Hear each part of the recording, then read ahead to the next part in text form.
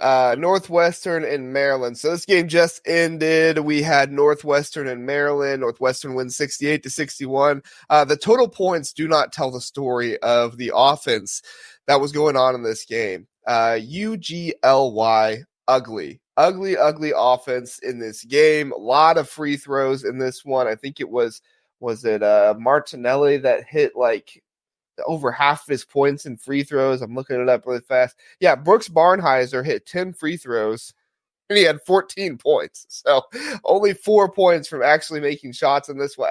Just an absolutely wild game. I'm not as against a Big Ten masterclass. A Big Ten masterclass. I'm not as against it as other people are. I think it's kind of like what the Big Ten is every now and then. You just get these games, and I love it. What were your thoughts on the game, Burke? I mean, I love you just justifying ugliness. Like, yeah, it's hey, whatever. It's part of us. It makes us who we are. Man, it's ugly basketball. Ultimately, I mean, Boo Buie. But I mean, just Boo Buie, man. He was missing everything. Everything. And it's you know, in a game where Boo Buie performs like that, you have to win. You have to. Those are the only opportunities you have to get one on Northwestern right now. And then, yeah, when you don't expect Martinelli to have just a career night from the free throw line, apparently. And yeah, it's this Northwestern team is something special because Boo Buie is something special. The fact they were able to win this game without Boo Buie being someone special, I mean, that's just upsetting for a Maryland fan base, who I will shed no tears for because they just took Derek Queen. So, well, Derek Queen, I think, was saying that he was going to go to IU if Kalel Ware was leaving. So maybe this means that Kalel Ware is coming back. No, this means Kalel Ware leaves and Indiana's left just with empty hands. We need to find something. And you know what? Ultimately, I'm like, it'll be Malik's front court next year. We'll build it around him. We'll figure it out.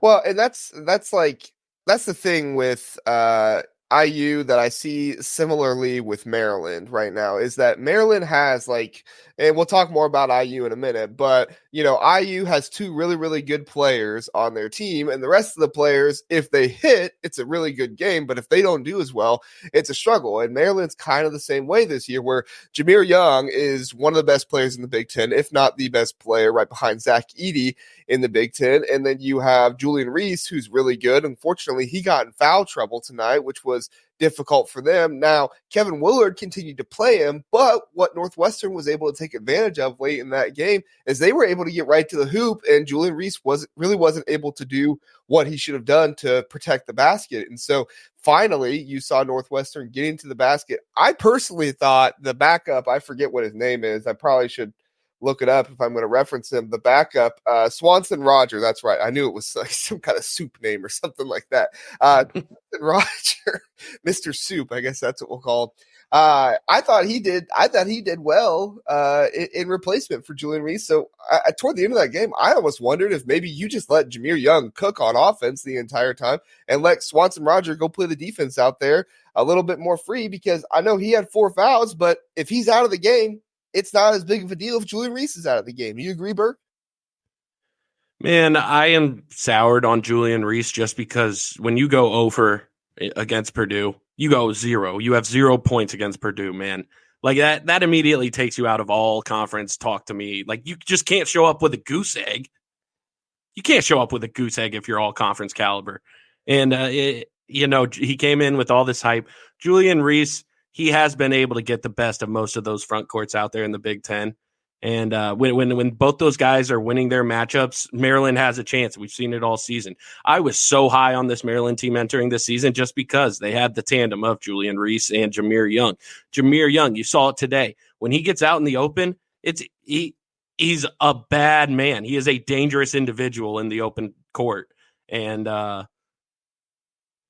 yeah, man, Well, you thought you were going to get something more from Deshaun Harris-Smith this season as well, which he was good tonight. You know what? Deshaun Harris-Smith, yeah, fair to him, but I always root for freshmen in this conference because I think, a conference that has superstar freshmen tends to be the one people talk about, tends to be the one people pay attention to. Oh, yeah. And, it's his shooting just isn't what they thought they were getting, which is the story of so many of these Big Ten freshmen this season. Mm-hmm. And man, if they had that third option, if they had that guy on the wing to go to, this Maryland team would be, I mean, probably where I thought they were, like top. I honestly thought preseason they'd be like number 3 in the Big Ten. Yeah. No, I thought they were going to be much better too. At least in the top half, I thought was a lock, but they just haven't been this season. We had a couple comments here. Let's go to them. The OHIO podcast. What up, guys? Let's talk about the real story in Big Ten basketball. The Ohio State women are Big Ten champions. Yeah, hey, the IU women were battling right there with them. So that was a close race. We did try to talk women's basketball one time, and then everybody left when that started. Hey, credit to that women's team. Now that fan base, they need to be careful. Yeah. Out here charging over Caitlin Clark, man. That's an investment in college basketball that we're all making, Caitlin Clark, right there. Watch out. You can't be destroying our investment. Yeah. Hey, Wake Forest, too. You're on notice as well with Kyle Jesus, dude. Dave says the Northwestern Maryland game felt like an old school Ivy League game. That's a very good way to put it, Dave. Man, when Northwestern is slowing the game down to the level in which they did, you could tell none of them have faith in their ability to get a bucket at that moment. Like they were squeezing every second they could out of that shot clock, ultimately shooting themselves in the foot for the chance of an inefficient shot. Yeah, it was just immaculately ugly basketball. But man, it's Big Ten. You're gonna get some of those. Well, and I was surprised Boo Buie wasn't going at the basket more. He only shot 2 free throws in this game for Martinelli, who shot 10, and Barnheiser, who shot 10. I mean, even Blake Smith, B. Smith, not Braden Smith, Blake Smith for Northwestern, because they have all these injuries.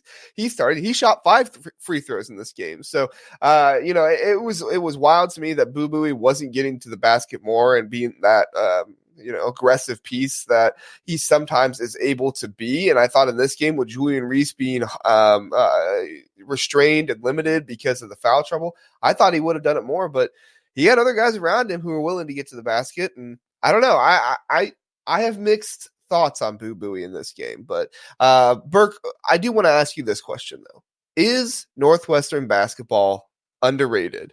Because this season they are about to very possibly, we talked about it last episode, they are about to go to the NCAA tournament for the second time in a row for their first time in program history.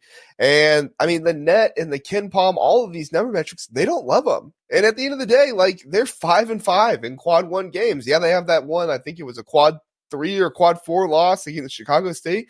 But other than that, Mississippi State early on in the season, that was still a quad 1 loss, and they've been pretty good in their other games, I think. I mean, they beat Purdue, right? So, I mean, at the end of the day, I don't understand how Northwestern is so high up in the net and the Ken Palm up in the 50s and 40s and things like that. If you ask me, they're more of a lock to be in the tournament right now than Michigan State is. What do you think? Yeah, I'd agree wholeheartedly with that, because they have something that's hard to quantify, and that's it. When you have Boo Buie, you have it. Right. There's something about the Northwestern won that game today ultimately, but when the game is against when your back's against the wall, the game is on the line. Boo Buie, he brings something to the plate that you can't measure, you can't quantify, but he delivers it every time, and it usually is resulting in Northwestern finding a way to scrape out these wins.